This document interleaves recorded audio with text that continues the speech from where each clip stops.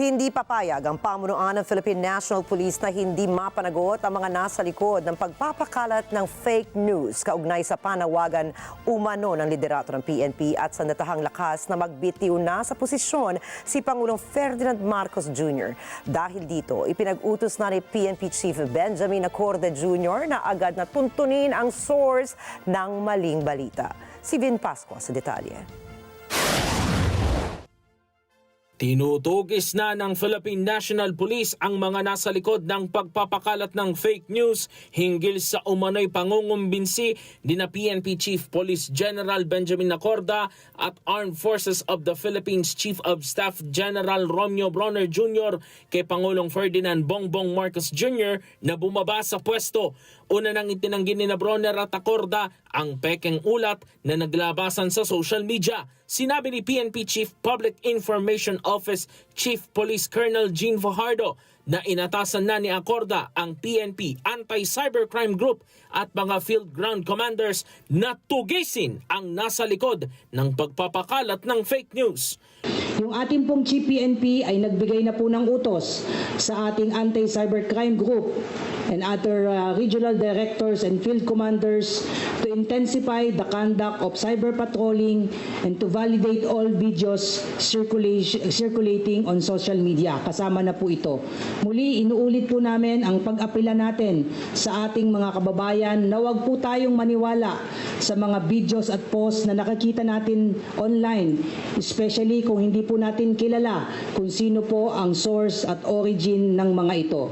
Umapila din si Fajardo sa publiko na iwasan ng pag-share ng naturang fake news kasabay ng babalang maaring makasuhan ang sinumang mahuhuling nag-share o nagpapakalat nito. Sa pagkakataon pong ito ay nakikiusap po tayo sa ating mga kababayan na mag-ingat po tayo sa pagpo-post at pag-share po ng mga information, unverified information at that.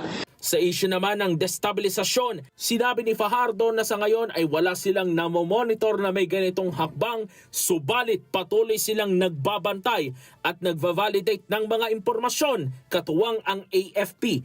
Giit ng opisyal, nire-respeto ng PNP ang pananaw ng taong bayan, subalit nakikiusap sila na wag na sanang idamay ang pambansang pulisya. The issue of the destabilization, sa ngayon po ay wala pa tayong namomonitor na ganito, subalit patuloy po tayong nagbabantay, patuloy po tayong nagva-validate ng mga information in close coordination with our armed forces of the Philippines.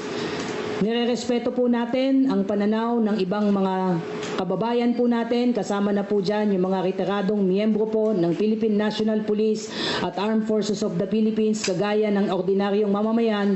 Sila ay may karapatang magsalita at yan ay nirerespeto natin. Subalit ang pakiusap po natin, huwag na po sana nilang idamay ang inyong pambansang pulisya. Tiniyak din ni Fajardo na nananatiling apolitical ang PNP, matatag, buo at nakafocus lamang sa pagbibigay ng serbisyo sa mga Pilipino. The PNP remains apolitical, intact, solid and professional. Mahal po ng inyong pambansang pulisya ang ating bayan. We will always uphold the Constitution and obey legal orders of the duly constituted authorities. Vin Pascua para sa Mata ng Agila, Batatag, Matapang, Matapat. Maraming salamat sa inyong pagsubaybay sa Mata ng Agila Primetime. Para malaman ang matatag, matapang at matapat na mga balita, ay i-follow lamang at mag-subscribe sa @Net25 TV.